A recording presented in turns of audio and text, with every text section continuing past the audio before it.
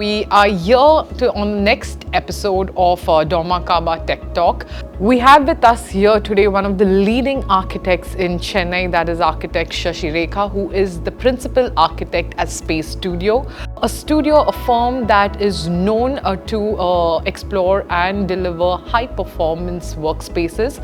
Not just this, she's also the founder at ASH, which is Architect Shashi Signature Homes. So with this, I'm going to jump into our first question with you, Ms. Shashi, which is about the trends and disruptions that are happening in the industry. You've obviously seen many waves of design strategies and trends come and go. Your firm was established in 2009. So I just wanted to understand, in your career journey, which has been the biggest disruptor for you? Well, I am someone who comes from the manual drafting days. Okay. So I would say the biggest disruptor in the recent days is the way we use software. Because earlier, if we make a mistake, we would draft for hours with different pointers of road rings, and if we make a mistake, we have to go back and correct it or scrape the sheet and redo it. So when CAD came, we could just erase it and start over. And then happened coding, where we were able to generate multiple designs in a very short span of time, and the iteration became a lot easier. Okay. So the kind of softwares that we use, the technology, and the way we use technology to shorten the iteration duration of a design is what I would say is one of the biggest disruptors. One of the disruptors and trend I also like to believe has been sustainability. And though it's a keyword and buzzword across industries, across typologies of buildings, I need to understand from you, what's the ground reality of this concept? Is it as strongly implemented as it's being preached? What's your opinion on this?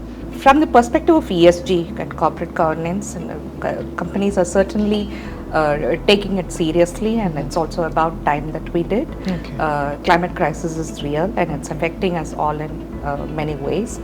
But then when it comes to design of an offices, recently I had this conversation with an executive from a large corporate company, and he voiced this concern that sustainable materials could be expensive, or a sustainable space could be difficult to maintain. The truth is that you can go sustainable at an optimized cost. So we have created offices, and we have created energy models and found proof where a sustainable building could actually cost lesser and not more to construct. Okay. And it could become easier to maintain and not more difficult. So that's the misconception that I would like to remove in the market, that you don't have to be too scared to go sustainable. It's about time. You have to be scared to not go sustainable. The next question to me is about the ethos and the principles of your very firm. What have they been so far? And a project that imbibes these principles that you stood for, through your design strategy. So could you highlight one such project?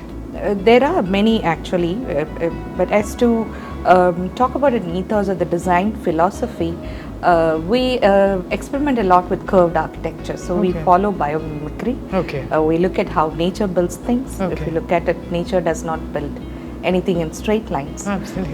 Most of what is available is beautifully curved and compositioned well. So that's a philosophy that we adopt as a design ideology and ethos. So one particular project that comes to my mind is the ABS Marine Services corporate office that we are doing off Harrington Road, Chepat, Chennai. It's a marine company, shipping office. So we went for a yacht-shaped design. And given that we embrace luxury a lot in our project, so we shaped it like a luxury yacht. And there are a lot of engineering in this building which is interesting, where we have created an air corridor all around, where the heat load or the gained by the walls of the building is cut down by about 40%. Okay. And thereby the AC cost reduces, then that becomes a sustainable solution. There are beautiful curved glasses, curved wooden panels, and it's also access controlled. And it's a smart office, I would say. Okay. So the latest in technology and the most interesting solutions that you could That's see and decide. really, Yes.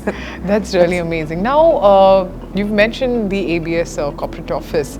It's based here in Chennai itself, and obviously the use of glass, the way it's maintained, requires in itself very detailed execution, and obviously precision in that matter, be it the execution side and the delivery side, and also the maintenance side, comes at a good importance. So how did you manage that part of it? See, when it comes to architectural interiors, the hardware, architectural hardware matters a lot. So that is where we look to companies like Dormakaba, especially for floor springs or architectural hardwares, be it handles, access controls, and curved glass. What we look for is a company that we can rely on, a supplier who will also be there to support us. Dormakaba is one of the companies that we usually opt for, and in general we tend to specify the best brand. So if it's glass, the best in the market. If it's architectural hardware, the best in the market. This is great advantage to it because the life cycle of the product is longer and there's a huge cost benefit to it as well. And we don't get many complaints, so that's most important as architects for us. Yes, that's really well said. So with this, we'll come an end to this wonderful interview. Thank you so much, Ms. Shashireka, for so beautifully analyzing and putting in these thoughts and these opinions with us, and taking your time out to join us for this. Thank you so much for Pleasure's been mine, Rashmi. Thank you.